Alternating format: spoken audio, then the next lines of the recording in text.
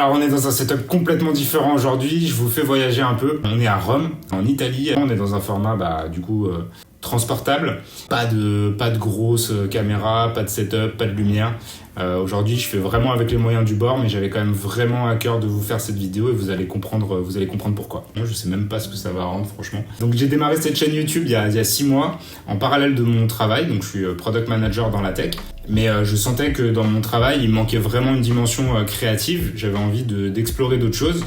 La vidéo, c'est un domaine avec lequel j'ai vraiment accroché et j'avais à cœur de partager à la fois mon parcours en tant que vidéaste, mais aussi mon parcours en tant qu'entrepreneur et créateur de contenu pour pouvoir partager avec vous sur cette chaîne tout mon cheminement. On voit beaucoup de gens qui quittent tout pour se lancer dans la création de contenu.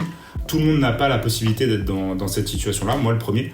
Et donc du coup, j'ai voulu adopter complètement cette approche-là, partager le parcours d'un créateur de contenu qui est aussi employé à temps plein. Alors le problème, c'est que en 6 mois, j'ai publié que 5 vidéos, donc c'est déjà bien, mais c'est clairement pas assez. J'ai vraiment cherché à comprendre pourquoi, et je pense qu'il y a 2 éléments qui sont impactants. Le premier élément qui est clair, c'est cet aspect de procrastination. Donc faire de la vidéo, c'est quelque chose de très chronophage, surtout quand on est débutant. Moi, j'ai énormément de choses à apprendre. Comme c'est quelque chose d'assez lourd, c'est quelque chose qui est parfois difficile à intégrer dans mon quotidien et donc ça m'amène clairement à procrastiner pas mal. J'ai des petits blocs de temps libre dans mes journées, je pense qu'on les a tous. Et en fait, j'arrive pas du tout à les rentabiliser dans quelque chose de productif pour la vidéo et pour mes créations de contenu. Le deuxième élément, c'est ce côté perfectionnisme. Je l'appellerais un peu le syndrome du débutant. Je débute dans la vidéo et j'ai vraiment à cœur de faire des choses intéressantes, belles. Je cherche à convaincre les gens et moi-même que j'ai une marge de progression dans ce domaine-là. Je vais avoir tendance à chercher des productions ambitieuses par rapport à mon niveau parce que j'ai vraiment à cœur de me montrer sous mon meilleur jour de vidéaste en fait. Et du coup, ce perfectionnisme-là, évidemment, vient impacter ma capacité à délivrer et à produire plus de vidéos.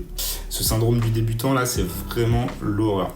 Là, c'est vraiment un travail contre moi-même. Tout n'est pas parfait au début. Mais justement, c'est l'intérêt de ce que j'ai envie de partager avec vous, c'est de pouvoir partager une évolution. Et ça demande d'accepter de ne pas être directement bon dans tout.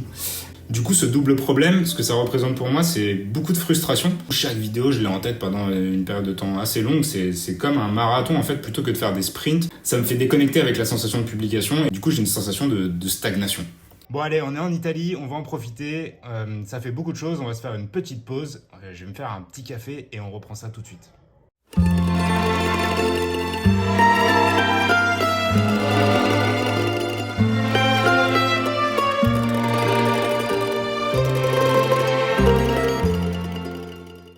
Le deuxième truc, c'est que j'ai clairement peur de perdre le rythme et de me démotiver. Sur les 4-5 premières vidéos, il y a l'excitation du début, mais j'ai vraiment peur de m'essouffler. Ça n'a pas de sens en fait de partager un parcours d'entrepreneur si je partage pas fréquemment.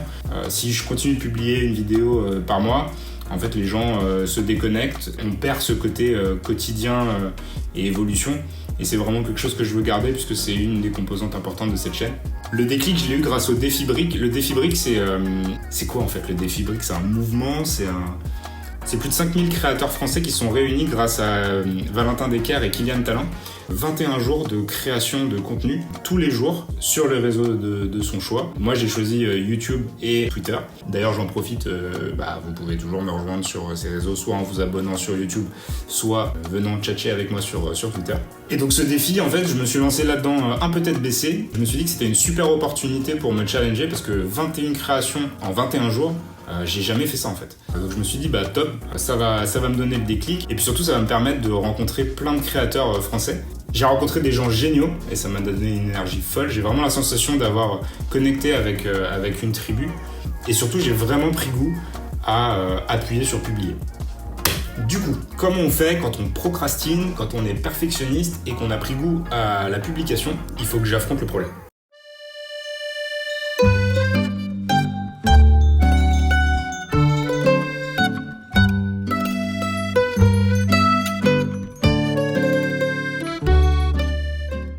Il faut que j'accepte complètement mon objectif.